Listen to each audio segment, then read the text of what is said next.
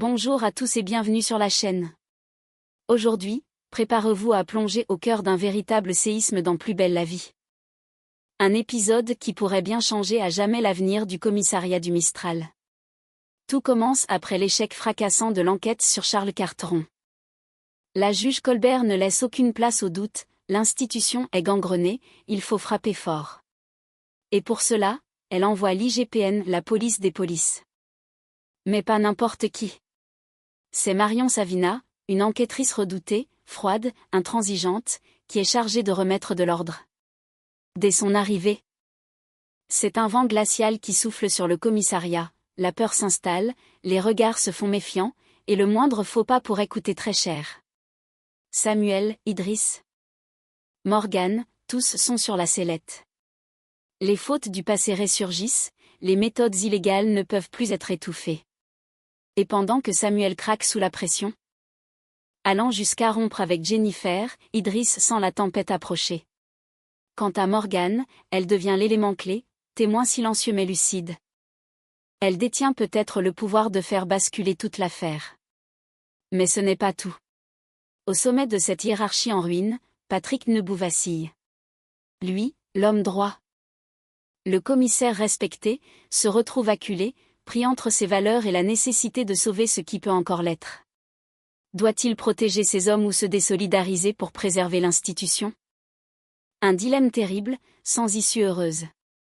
Dans cet épisode haletant, chaque mot, chaque silence, chaque décision peut faire exploser les masques et déclencher une guerre ouverte au sein même du commissariat. L'IGPN ne fait aucun cadeau, et la vérité, elle, n'attend plus qu'une chose. Éclater au grand jour. Accrochez-vous, car ce qui vous attend dépasse de loin une simple enquête disciplinaire. C'est une descente aux enfers, où chacun devra choisir son camp. Après l'échec cuisant de l'enquête sur Charles Carteron, la juge Colbert décide de frapper fort, elle mandate l'IGPN pour remettre de l'ordre au sein du commissariat. C'est Marion Savina, une enquêtrice redoutée pour sa rigueur et sa froideur, qui est chargée de faire le ménage. Dès son arrivée, l'ambiance change radicalement. Plus question de passer sous silence les écarts de conduite. Tout remonte à l'affaire Alix, une enquête sensible confiée à Idriss et Samuel.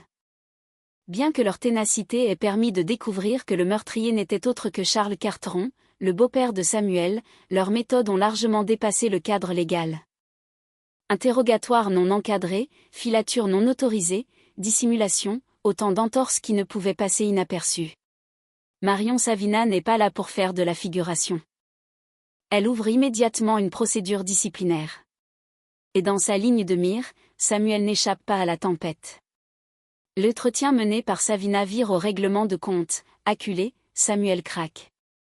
Rongé par la pression et le sentiment de trahison, il annonce brutalement à Jennifer qu'il met un terme à leur relation. Ce n'est que le début d'une série de secousses qui vont ébranler durablement les fondations du commissariat. Les prochaines semaines s'annoncent explosives, entre sanctions imminentes, tensions internes et remises en question profondes. Plus belle la vie entre dans une phase de crise où les conséquences des actes passés ne peuvent plus être ignorées. Dans les couloirs du commissariat, l'atmosphère est devenue irrespirable.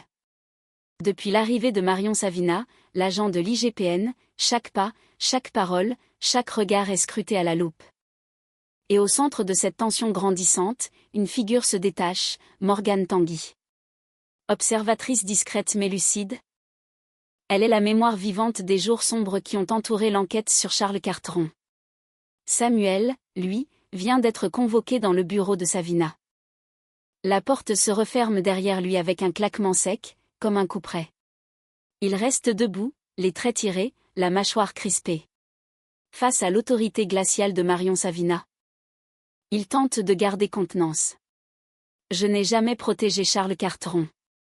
Il était peut-être mon beau-père, mais ce jour-là, il était surtout le seul à pouvoir sauver Léa Nebou.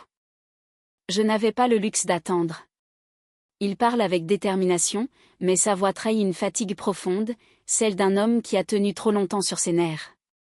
Savina, implacable, ne scie pas.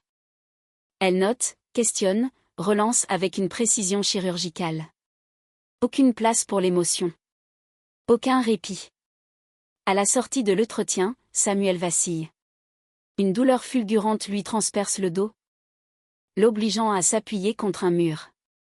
Ce n'est plus seulement le poids de la culpabilité ou de la peur, mais celui d'un corps qui lâche.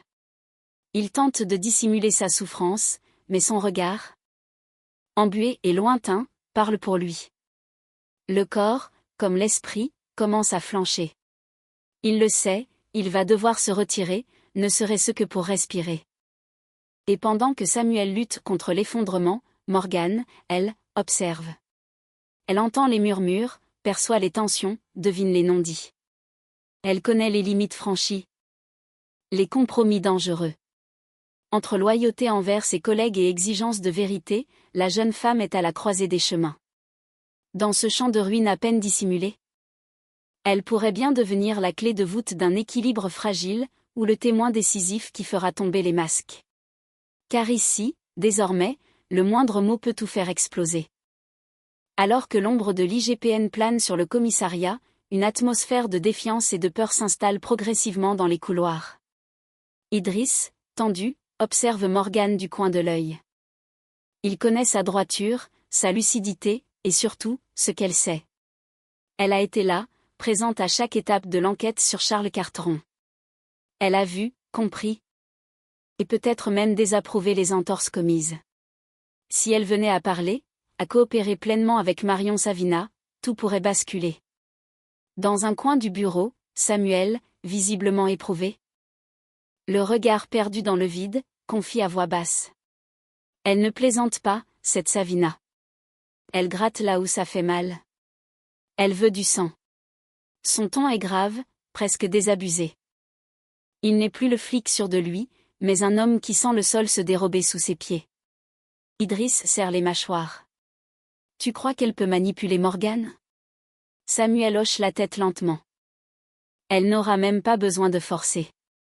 Morgane veut faire ce qui est juste. Elle ira là où sa conscience la pousse. Et si elle balance ce qu'elle sait, c'est fini. Le silence qui suit est pesant, oppressant. Idriss se lève brusquement, fait quelques pas, puis s'arrête, le regard fiévreux. Alors on est déjà mort. Non, pas encore. Mais prépare-toi. Idriss. Ce qui vient, c'est pas un simple contrôle de routine. C'est une guerre. Et on n'en sortira pas tous indemnes. À cet instant précis, le commissariat ne leur paraît plus familier. Chaque collègue devient un potentiel témoin. Chaque couloir, une salle d'interrogatoire en puissance. Et Morgane, avec ses silences pleins de sens et son regard scrutateur, devient peut-être leur plus grand risque, ou leur dernier espoir. Le silence est pesant dans le bureau de Patrick Nebout. Assis derrière son bureau, les coudes appuyés sur le bois froid, il fixe un point invisible devant lui. Depuis quelques jours, la pression ne cesse de monter. L'IGPN rôde comme un vautour autour du commissariat, prête à fondre sur la moindre faille. Et les failles, justement, ne manquent pas. Idriss et Samuel sont les premiers visés. Leurs méthodes, trop directes, parfois hors des clous, ont laissé des traces. Désormais, chaque geste passé est décortiqué. Chaque décision remise en question. La menace d'une radiation plane au-dessus d'eux comme une épée prête à tomber. Morgane, elle, n'a pas franchi la ligne rouge. Mais elle a vu, elle sait. Et cela fait d'elle une pièce cruciale. Si elle garde le silence, elle pourrait être accusée de complicité passive. Si elle parle, elle risque de briser des liens professionnels tissés dans la confiance et la solidarité. Entre loyauté et vérité, son cœur balance, tiraillé par les regards de ceux qu'elle estime, et par la pression glaciale exercée par Marion Savina. Et au centre de ce tumulte, Patrick Nebout vacille. C'est la première fois, depuis qu'il a pris ses fonctions de commissaire, qu'il sent le sol se dérober sous ses pieds. L'homme droit, respecté, apprécié, est aujourd'hui seul face à une crise dont il ne maîtrise plus les contours. Il entend les rumeurs. Il lit les regards. Il sent les murs se refermer. Un soupir lui échappe. Il repense aux mots presque prémonitoires de Jérôme Bertin, son interprète, quelques mois plus tôt dans Téléstar. Une fonction maudite dans l'histoire. Il avait souri à l'époque. Aujourd'hui, ce rire a un goût amer. Car oui, le costume de commissaire semble porter en lui une malédiction silencieuse. Un poids que même l'intégrité ne suffit plus à porter. Et Patrick, acculé, doit faire un choix cruel, couvrir ces hommes et risquer de tomber avec eux, ou se désolidariser pour sauver l'institution. Un dilemme déchirant, qui ne laisse que des perdants. Dans ce commissariat miné par la méfiance, l'heure des sacrifices approche. Et Patrick le sait, quoi qu'il décide. Rien ne sera plus jamais comme avant. Et voilà, la tension monte d'un cran dans Plus belle la vie, et ce n'est que le début. L'arrivée fracassante de Marion Savina et la pression de l'IGPN bouleversent l'équilibre fragile du commissariat. Entre vérités étouffées, secrets sur le point d'éclater et alliances qui se fissurent, chacun va devoir faire face à ses propres démons. Samuel est au bord de la rupture, Idriss sent le piège se refermer, Morgan hésite entre loyauté et justice. Et Patrick Nebout, plus seul que jamais, doit prendre une décision qui pourrait faire voler en éclats tout ce qu'il a construit. Dans ce climat de méfiance et de peur, une chose est sûre, rien ne sera plus jamais comme avant. Si vous avez aimé cette vidéo, pensez à liker, à vous abonner et à activer la cloche pour ne rien manquer des prochains rebondissements. Laissez-nous en commentaire vos théories. Morgan va-t-elle parler? Patrick va-t-il sacrifier ses hommes pour sauver sa fonction? On a hâte de lire vos avis. À très vite sur la chaîne pour une nouvelle plongée dans les coulisses brûlantes de Plus belle la vie.